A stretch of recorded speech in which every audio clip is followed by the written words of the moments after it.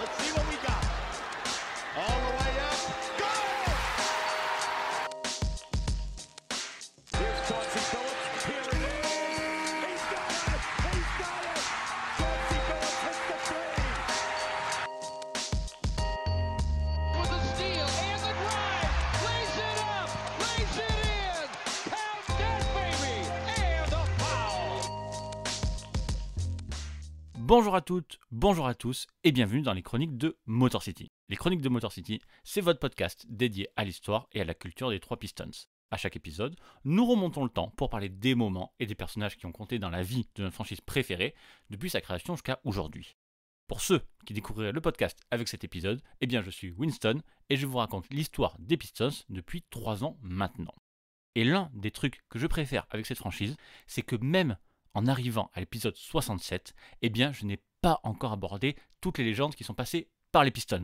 Alors oui, cette fois-ci, il va falloir faire un grand bond en arrière, mais George Yarley, qui est donc notre sujet du jour, eh bien c'est quand même un Hall of Famer déjà, un double All-NBA Team, un joueur 6 fois All-Star sur les 7 saisons qu'il a disputées en NBA, et un titre de meilleur scoreur en 1958.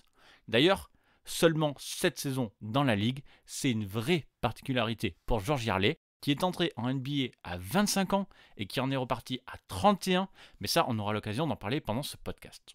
En tout cas, si vous connaissez déjà un peu George Yarley, ou si au moins vous avez entendu son nom quelque part, c'est probablement pour une chose, c'est son record établi en 1958, quand il finit meilleur marqueur de la ligue. Cette saison-là, il a marqué 2001 points sur les 72 rencontres qu'il avait disputées, battant le précédent record de points en une saison, un record qui était la propriété de George Mikan, évidemment, qu'il avait porté à 1932 points. Et en battant ce record, un peu symbolique à l'époque, George Yarley devenait pour l'occasion le premier joueur de l'histoire à marquer 2000 points dans une seule saison NBA. Et il laissera ainsi sa marque dans l'histoire de la ligue avec cet exploit. Alors, évidemment, depuis ce chiffre a complètement explosé. Will Chamberlain a fait plus du double avec 4029 points en 1962. Karl Malone, eh bien, il a fait 12 saisons à 2000 points. Jordan, il en a fait 11. Abdul-Jabbar, il en a fait 9. Mais quand même, la performance de Yarley à l'époque de la préhistoire du basket, ça reste quand même un vrai exploit. Parce que le jeu offensif, déjà, n'avait pas explosé comme dans les années Chamberlain. Il n'y avait pas, et oui, de ligne à 3 points à l'époque. Et puis finalement, ramené à 72 matchs, la perf de Yarley, c'est quand même pas si mal. C'est simple, on a un exemple pour le comparer. C'est la saison très récente, 2020-2021, qui avait été ramenée elle aussi à 72 matchs. Eh bien, le meilleur marqueur de cette saison-là, c'était Steph Curry, avec 2015 points seulement. Voilà. Alors bon, on aura l'occasion de reparler de cette saison 58 qui est un petit peu connue, mais il y a aussi énormément de choses dont j'ai envie de vous parler dans ce podcast sur George Yarley, probablement la première superstar des Pistons.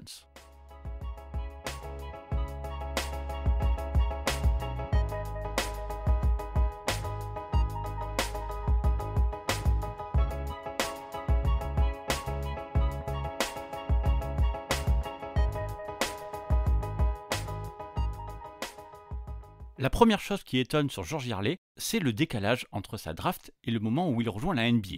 Yarley, il fait une carrière universitaire très solide à l'université de Stanford, mais contrairement à beaucoup d'autres stars, même on va dire toutes les stars de l'époque, son profil est assez atypique. D'abord, lui, il est entré à Stanford pour ses capacités intellectuelles et non pour son jeu de basketteur. Alors oui, il est très fort au basket, mais Yarley joue aussi au football américain et au tennis, mais surtout c'est une tête, un génie qui excelle dans toutes les matières scientifiques. Dans la fac, il associe sport et études, mais il est littéralement trop fort pour ne pas privilégier le basket. D'un bilan de 31 victoires, 45 défaites les 3 saisons avant son arrivée, Stanford passe à 43 victoires, 34 défaites les 3 saisons où George Yarley joue pour eux. Donc, George Yarley fait ses 4 ans de fac et se présente à la fin de ses 4 ans à la draft 1950 où les Fort Wayne Pistons, et oui c'est la préhistoire du basket, le sélectionne avec le pick 7 au premier tour. Et pourtant, Yarley ne va pas rejoindre la NBA tout de suite et la raison reste encore un peu floue. Certains pensent qu'il voulait rester amateur pour jouer les Jeux Olympiques de 1952. D'autres disent qu'il ne voulait pas quitter la Californie pour partir dans l'Indiana. Mais la raison la plus évidente serait que George Yearley, en plus des 2 points que je viens d'évoquer, en fait, il gagne tout simplement plus d'argent s'il devient ingénieur que s'il rejoint la NBA. Comme je vous l'ai dit, c'est le basket d'il y a très longtemps, la NBA elle a moins de 10 ans, les franchises ne sont pas encore très structurées, et surtout le basket c'est un sport très très mineur. Alors du coup, George Yearley ne rejoint pas les Pistons, ne devient pas professionnel, mais c'est pas pour autant qu'il quitte le basket, puisqu'il s'engage dans le championnat AAU, un championnat amateur, dans l'équipe du Stuart Chevrolet de San Francisco. Et dès sa première saison en 1950-1951, le Stuart Chevrolet devient champion en réussissant notamment l'exploit de faire tomber les Phillips Sixers qui avaient remporté tout simplement 7 des 8 derniers tournois de l'AAU. En finale, George Yearley marque 32 points, finit MVP et en fait il est à partir de là considéré comme l'un des tout meilleurs joueurs de basket du pays non professionnel. Yearley continue à jouer dans le circuit AAU, mais le fera depuis une autre équipe, depuis la base navale de Los Alamitos, puisqu'en fait, il devra pendant 2 ans faire son service militaire. Et sa saison 1951-1952 se termine malheureusement par une fracture à la main, une fracture qui lui fera rater les Jeux Olympiques de 1952, qu'il visait justement. Par contre, quand il revient en 1953, il emmène cette nouvelle équipe en finale, ce qui est une première pour une équipe militaire. Malheureusement, Los Alamitos échoue en finale, mais après 3 saisons comme amateur, un titre, une finale et une grosse blessure, Yearley décide qu'il en a fini et décide de devenir enfin professionnel. Le problème, c'est qu'il ne peut pas attendre encore 4 ans pour jouer les JO de 1956, et puis, après une grosse négociation avec Fred Zollner, le propriétaire des Pistons, sur son salaire, il choisit à 25 ans de rejoindre la NBA à l'été 1953. Par contre, le début va pas être si évident que ça. George Yearley démarre sur le banc, parce qu'en fait, à son poste, il y a un autre ailier qui brille, et ce nom, vous l'avez déjà entendu dans les chroniques, on parle de Jack Molinas. Molinas joue comme un All-Star pour sa saison rookie, laissant Yearley loin derrière lui, mais vous le savez, Molinas va être rattrapé pour ses affaires de Paris et sera suspendu au mois de janvier. Alors c'est un peu la catastrophe pour les Pistons qui jouaient très bien avec Jack Molinas, mais ça va donner à George Yearley l'opportunité de se montrer. Et sur les 37 matchs que vont jouer les Pistons après la suspension de Molinas, Yearley tournera à 12 points de moyenne. Fort Wayne termine même mieux sa saison qu'au moment où Yearley était sur le banc et finit avec un bon bilan de 40 victoires pour 38 défaites. À l'époque, il y a 9 équipes en NBA, 5 à l'Est et 4 à l'Ouest, dont nos Pistons, qui terminent 3e de leur division. Et au lieu des playoffs habituels, la NBA a décidé pour la première et unique fois de son histoire de faire un tournoi nommé le Round Robin, où ce sont les 3 meilleures équipes de chaque conférence qui participent toutes à un premier tour, enfin une sorte de mini-championnat. Chaque équipe se joue une fois à domicile, une fois à l'extérieur, et celui qui perdrait le plus de matchs, donc avec le moins bon bilan, il est éliminé. Et malheureusement, ce sont nos Pistons qui passeront à travers en perdant leurs 4 matchs contre les Lakers et les Royals. Et pour sa deuxième saison, George Yearley va cette fois-ci connaître un énorme changement. Paul Birch, le coach qui ne savait pas trop quoi faire de lui et qui lui préférait Molinas, est remplacé par Charles Ekman, ancien arbitre de seulement 32 ans, qui change totalement le jeu de Fort Wayne. Fini les systèmes rigides et le jeu au ralenti, place à la course et au shoot en première intention. Et ça tombe bien, puisque c'est cette saison-là que l'horloge des 24 secondes est introduite en NBA. Et pour illustrer ce changement, sachez que la pace des Pistons passe de 87 à 101, soit quand même 14 possessions de plus jouées par match. In 1954, Syracuse Nationals owner Danny Biazone revived the sport with a simple concept: to force players to shoot the ball. 24 seconds is a long time in basketball. So now if you take 48 minutes, they divide 60 seconds to each minute, so you multiply it by 60, I think it comes to 2880. Now each team takes 60 shots, that's 120, and if you divide that, what do you think comes up? 24. Et celui qui profite de ça, c'est George Yearley qui double son nombre de tirs par match pour devenir meilleur marqueur des Pistons avec 17,3 points par rencontre. Vous y ajoutez quasiment 10 rebonds de moyenne et vous obtenez la première sélection All-Star de George Yearley. Avec cette saison sophomore, Yearley montre enfin pourquoi il avait dominé le circuit amateur. Il est une machine à marquer capable de dégainer très très rapidement et de n'importe où sur le terrain, à une époque où le spacing n'existe pas puisqu'il n'y a pas de ligne à 3 points. Yardley, c'est aussi l'un des rares ailiers à pouvoir dunker, et Bill Sharman des Celtics dira qu'il avait probablement la mécanique la plus rapide de tous les joueurs de la NBA. Grâce à Yardley et aussi grâce à Larry Foust, eh bien les Fort Wayne Pistons finissent avec le meilleur bilan de la ligue. Et comme la NBA revient à un système de playoff plus classique, eh bien les Pistons sont exemptés du premier tour. Rendez-vous donc en finale de division pour une série au meilleur des 5 matchs contre les Minneapolis Lakers, où franchement les Pistons se baladent 3-1 avec une performance très collective où Yardley n'a même pas besoin de forcer. Non, le vrai morceau, c'est cette première finale NBA contre les Syracuse Nationals de Dolph Chase, l'autre cadre de la ligue. Tous les matchs de cette série vont être très très serrés avec chaque équipe qui gagne à domicile, ce qui nous amène naturellement vers un match 7. Et sur ce Game 7, eh bien, la défense des Nationals va se focaliser sur George Yardley qui avait marqué 31 points dans le match 6. Le but, c'est de absolument le couper de l'attaque des Pistons. Leur plan va marcher, puisque Yardley ne marquera que 9 points à 3 sur 12 au tir, mais en fait Syracuse va complètement oublier le reste des joueurs de Fort Wayne qui vont se régaler en première mi-temps et l'équipe va prendre une avance jusqu'à 17 points. Sauf qu'en fait, sans l'impact de Yardley, malheureusement, l'attaque des Pistons n'est pas la même et au bout d'un moment, Syracuse revient petit à petit et prend même la tête dans la toute dernière minute sur un lancer franc de George King. 92-91 pour les Nationals, balle aux Fort Wayne Pistons qui ont en fait 12 secondes pour marquer et gagner le titre.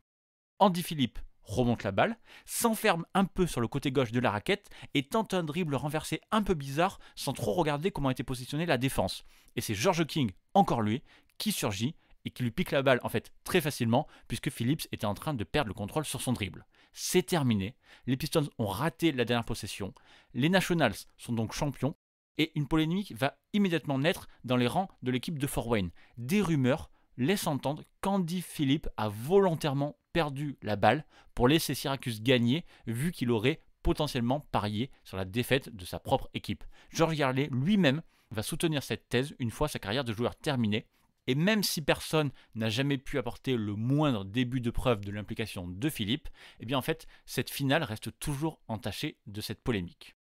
La saison sophomore de Yardley se termine donc sur une déception. Et pourtant, en fait, le vestiaire ne va pas imploser.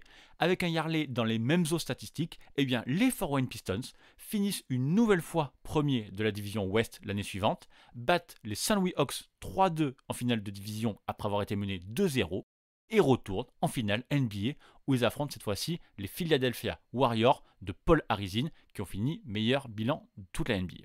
Alors, je coupe le suspense tout de suite. Les Pistons vont cette fois-ci s'incliner assez lourdement et ne vont réussir qu'à prendre un match, le match 2. Pour les intéressés, j'ai fait tout un podcast sur l'épopée des Fort Wayne Pistons, c'était à l'épisode 39 des Chroniques de Motor City, donc cette fois on va se focaliser uniquement sur George Yardley. Surtout qu'en fait Yardley il va passer un nouveau cap sur ses finales. 27 points, 15 rebonds au match 1, 30 points, 19 rebonds au match 2, le seul remporté par les Pistons, 16 points, 13 rebonds pour le match 3, 21 points, 9 rebonds pour le match 4, et pour finir, au match 5, 30 points et 20 rebonds. Au final, Yardley finit meilleur marqueur, mais aussi meilleur rebondeur des Pistons. Il est même le meilleur rebondeur de l'ensemble de la série et le deuxième meilleur marqueur derrière Paul Arizin. Tout d'un coup, Yardley est devenu un rebondeur très solide, l'un des meilleurs poste 3 dans l'exercice et il va le confirmer en finissant la saison suivante en 56-57 sur un double-double de moyenne, son premier en NBA. Mais si Yardley explose en fait individuellement ces 2 années-là, les Pistons ralentissent et pour la première fois en 5 saisons, ils finissent avec un bilan négatif. Ce sera là la dernière saison des Pistons à Fort Wayne, puisqu'en fait la franchise, dans la lignée de ces 2 finales, décide de déménager à Détroit, dans la Motor City, pour grandir. Though the Pistons finished below 500 in their first season in Detroit, there was one major bright spot. Forward George Yardley led the league in scoring at 27.8 points per game, while racking up a total of 2,001 points on the year. The Pistons' first scoring star became the first NBA player to pass the 2,000-point milestone in a single season. Et vous le savez, si vous écoutez ce podcast depuis longtemps, autant le déménagement est logique puisque Détroit était l'une des plus grandes villes sans équipe de basketball professionnelle, autant le peuple de la Motor City n'en avait à l'époque rien à faire de ce sport. Les équipes de baseball, foot US et hockey sont déjà très bien implantées et en fait les Pistons vont avoir beaucoup de boulot s'ils veulent attirer du monde dans leur salle. Et c'est justement George Earley qui va leur offrir ce petit coup de pouce. Dans une saison avec énormément de changements, que ce soit au niveau des joueurs, puisque des cadres comme Larry Foust ou Mel Hutchins s'en vont, ou au niveau du coaching avec Charles Ekman qui est remplacé après seulement 25 matchs, Earley est la boussole des Pistons de Détroit. Earley réalise là la meilleure saison de sa carrière comme scoreur et atteint donc les 27,8 points de moyenne, un chiffre incroyable à l'époque, surtout sur 72 matchs, avec des pourcentages en plus très corrects à 41% au tir et 81% au lancer franc, très largement la meilleure performance de sa carrière. En finissant, comme je l'ai dit en intro, avec 2001 points, Earley bat donc le record du plus grand nombre de points marqués en une saison et devient le premier joueur de l'histoire de la NBA à marquer 2000 points en une seule saison.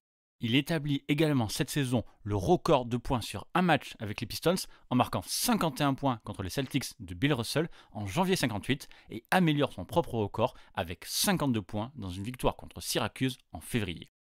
En fait, initialement, Earley n'avait pas vraiment le chiffre de 2000 points en tête. Le précédent record de George Mikan était à 1932. En fait, l'objectif, c'était vraiment de battre ce chiffre-là, de battre Mikan, qui était la référence au scoring à l'époque. Ce record, il est battu le 6 mars, à 3 matchs de la fin de la saison, quand Earley score 49 points sur la tête des Lakers. Et puis, lors du dernier match de la saison, alors que Earley avait réussi son exploit en arrivant à 1975, eh bien, le coach des Nationals, Paul Seymour, futur coach des Pistons d'ailleurs, assure à la presse que Earley ne pourra pas atteindre la barre des 2000 points. Et c'était juste en fait ce dont Earley avait besoin pour se motiver un tout petit peu. Et il scorera ce soir-là 26 points pour battre pile poil la barre des 2000 points et finir avec 2001 points, même si malheureusement les Pistons s'inclineront quand même assez largement contre Syracuse. D'ailleurs, parlons-en. Ces Pistons-là n'étaient plus assez bons. Ils finiront quand même deuxième de la division Ouest, battront facilement les Royals au premier tour 2-0 avec 29 points et 24 points de George Earley, mais en fait les St. Louis Hawks en finale de division seront assez largement au-dessus. Si Détroit perd de peu les matchs 1 et les matchs 2 et arrive à prendre le match 3 avec 31 points de George Earley, en fait les games 4 et 5 seront une formalité pour les Hawks avec un plus 44 au match 4 et un plus 24 au match 5. Et finalement, cette saison historique incroyable de George Earley sera en fait sa dernière comme Pistons. En 1958-1959, alors que les Pistons sont finalement déjà en reconstruction, il est échangé chez les Syracuse Nationals contre Ed Collin pour rejoindre une équipe très ambitieuse où il fera équipe avec Dolph Chase et Larry Costello. Et effectivement, avec lui, les Nationals iront jusqu'en finale de l'Est où ils ne lâcheront qu'au match 7 face aux grands Celtics de Bill Russell alors qu'ils avaient 16 points d'avance en première mi-temps lors de ce dernier match. Earley jouera en tout cas parfaitement son rôle avec 26 points et 10 rebonds sur cette série, juste derrière les 28 points et 13 rebonds de Dolph Chase. Earley passera une autre saison à Syracuse, une autre saison que George Earley lui-même qualifie de meilleure année de sa carrière puisqu'il n'avait plus besoin de shooter autant qu'à sa grande époque des Pistons et qu'il devait maintenant bosser en défense en prenant chaque soir le meilleur scoreur adverse, ce qu'il faisait très bien puisque quelqu'un comme Elgin Baylor quand même dira que George Earley était le joueur le plus dur qu'il n'ait jamais eu à affronter. Malheureusement, les playoffs seront décevants pour les Nationals avec une défaite au premier tour contre les Warriors de Philadelphie d'un certain rookie nommé Will Chamberlain qui tournera sur les 3 matchs de la série à 38,7 points et 22,3 rebonds, rien que ça. Et toujours sous contrat avec Syracuse, George Earley devra pourtant arrêter sa carrière à 31 ans. Il a fait une promesse à sa femme, la promesse de ramener sa famille en Californie pour l'éducation de leurs enfants. Alors, Earley essaye bien de s'entendre avec les Lakers, qui viennent tout juste de déménager à Los Angeles, mais les Nationals sont trop gourmands et ne veulent monter un échange que si Elgin Baylor est inclus dans le package. Alors, du coup, George Earley quitte la NBA après seulement 7 saisons. Hormis sa saison rookie, il aura à chaque fois été All-Star, même lors de cette dernière année. Il sera d'ailleurs le premier joueur de l'histoire de la NBA à prendre sa retraite après une dernière saison avec au moins 20 points par match. Sa carrière est une réussite avec notamment une All-NBA Second Team en 57 et évidemment une All-NBA First Team en 1958, l'année de ses 2000 points justement, l'année où il finira 3e du MVP derrière Bill Russell et Don Chase.